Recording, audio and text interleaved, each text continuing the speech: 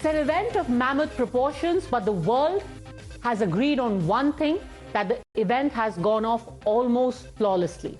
The G20 presidency of India is being spoken across the world, but what are the main takeaways and how has the India-UAE relationship deepened through the summit? Joining us now on Times Now, we have the UAE Ambassador to India, Mr. Abdulnasser Alshaali. Thank you very much, sir, for speaking to us. I want to start by asking you about the summit as a whole and India's presidency. How does the UAE look at what happened over the last 48 hours? Well, it was very well organized, thanks to the Indian government and the G20 team, who has made sure that it's flawless, extremely smooth, and very easy to take part in. Obviously, the 48 hours has only captured the summit and what has happened prior to the summit. We have seen the kind of organization at all levels in all of the meetings, whether those meetings took place at the ministerial level or even at the working level with senior officials from the UAE coming and taking part. The Delhi Declaration has been adopted unanimously. What do you make of the language used in the Delhi Declaration and especially the distance travel between Bali and Delhi? Well, for sure there are people who did not sleep the nights before the summit. I know this for a fact. Because there was a lot of work going into it, trying to bridge the gap between various positions, bringing everyone into some sort of consensus. And impressively, I was in Bali last year. I'm here this year, making sure that I follow up with what's happening.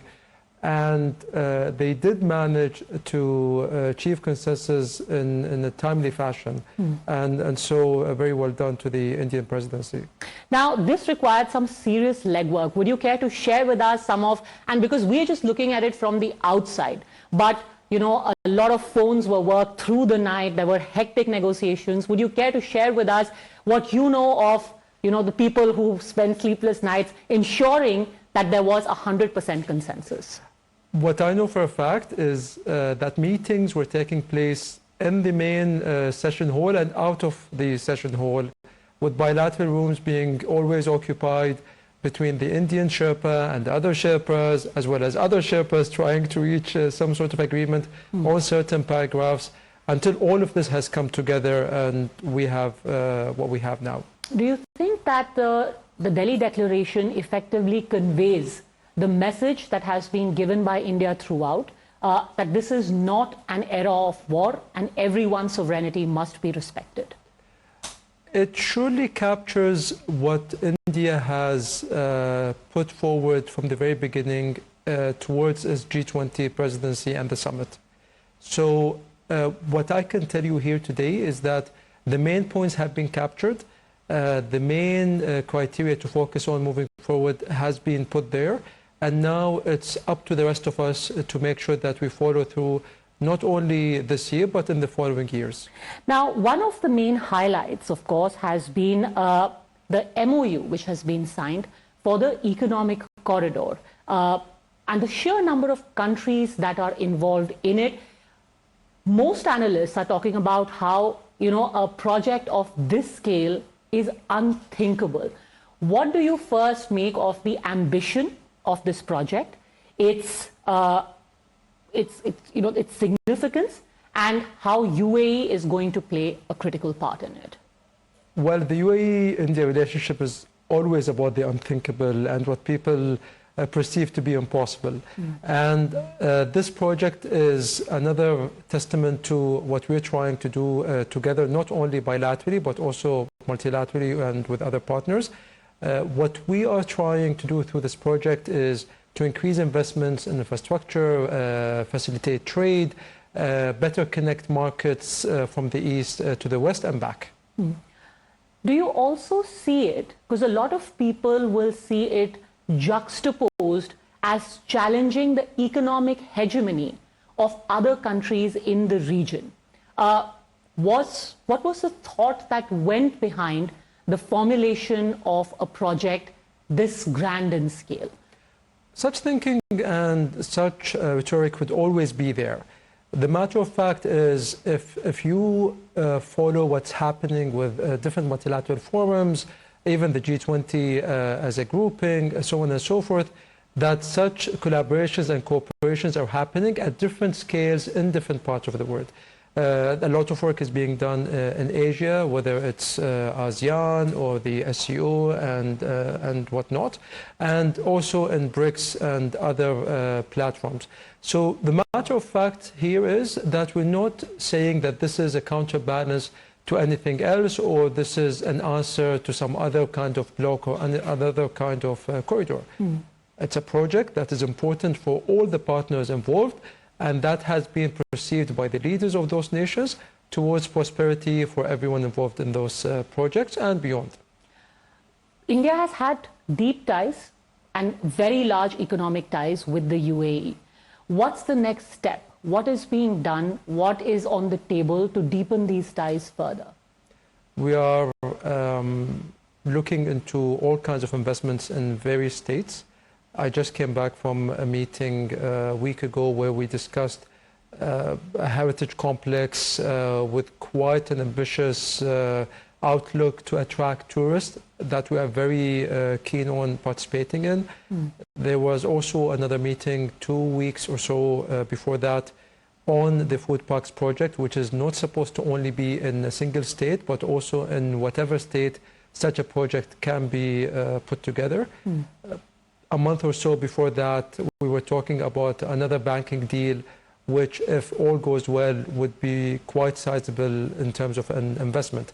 So altogether, we're looking at everything. We're doing everything at the same time, not only here or with central government, but also with the states, with the support and encouragement of central government to make sure that we institutionalize the relationship at all levels, not only at the federal and central government level. Now, economic relationship is one thing, but India also has a huge population of our people who not just stay in the UAE, but there's a large amount of remittances that they send back. What do you make of the changes that have come in the cultural ties shared between the two countries, especially in the last decade or so? I'll tell you about my own experience. Whenever I'm in the UAE and I interact with someone, I always ask, where are you from? And when they give me an answer, I'm from UP. I say, oh, Uttar Pradesh. And you could see that they are pleasantly surprised that I actually know the state. And then they're even happier when I say that I actually visited the state and I like the state.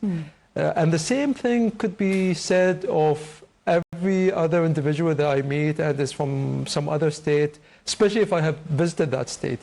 So if I can say something here is that I get to also know about India and this culture from its people, what is being done in the different states, what could I be missing because I'm in Delhi most of the time, and I should not be missing by visiting those states, getting to sit with the people, getting to understand from them, both in India and the UAE. So I'm grateful, my country is grateful, and my leadership is also grateful to everything that the Indian diaspora has been doing in the UAE and will continue to do in the future. Did you come away with some helpful suggestions on interesting places to visit in India which you wouldn't have otherwise? They shared a lot of those places. I don't want to sound like I'm leaning towards one state but not the other. I make sure though that I do visit those places that they have suggested to me. Now, there is a strong multilateral engagement involved here. In July 22, in fact, the heads of government in UAE, Israel, India and the US had met for the I2U2 Summit. What is the progress that has been made on that? Because this is also one part of the newer groupings. Usually, the idea was that this was a closed club, the UN being primary among them. Now, closer engagement and smaller groupings have started. What is the hope from the I2U2 and what is the progress made there? Further collaboration between those states where you could use research from one country, use the scale-up capacity in another country, other kind of technologies from a third country, investments from one country or more than one country. All together, what we're trying to do is to seek opportunities to collaborate where the expertise and the capacity of different countries would come in handy to further expand the relationship between those four countries in different kind of areas of focus and areas of interest. As the moment, I mentioned earlier the food parks project, which has been envisioned under the I2U2, but there are also other projects that the four countries are considering. Another important area of collaboration is that in counter-terrorism and national security for both countries.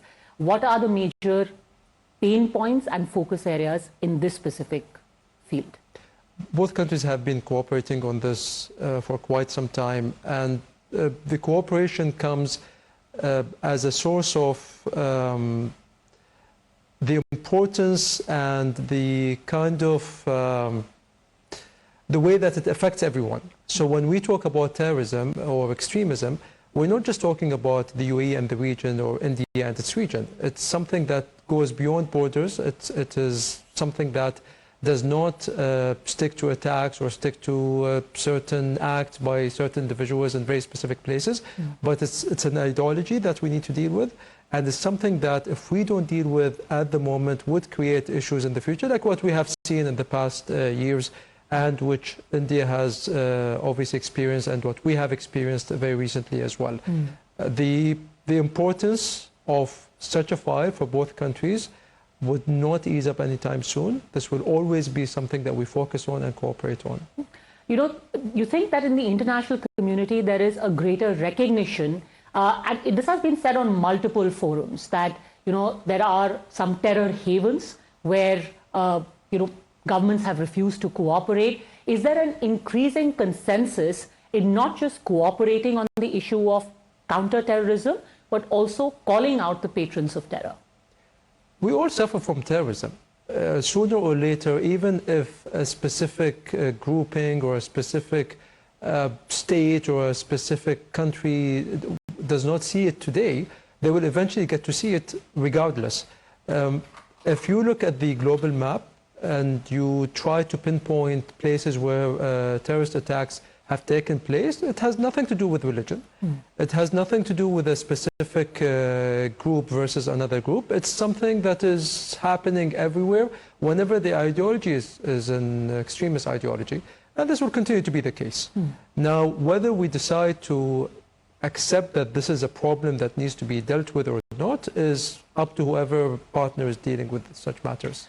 Early last month, India made its first crude oil payment to the UAE in rupees. Do you see this becoming a regular part of the transactions going forward? It makes things easier, and this is the important part. Now, we're not talking about reserve currencies here. We're talking about trading in local currencies. And this makes it easier for traders, exporters, importers. The fact that all you have to do is settle whatever payment that you need to settle at market exchange rate in whatever currency that you're comfortable with, without having to go through additional steps to be able to settle your balance. Overall, if you were to look back at the G20, what would be, to your mind, if we leave aside the Delhi Declaration for a second, the two major takeaways from Delhi for the UAE in particular? I could summarize it in one main takeaway, that there's a lot of work to be done. We are truly inspired by the Indian presidency when it comes especially to files that relate to our hosting of COP28 later this year.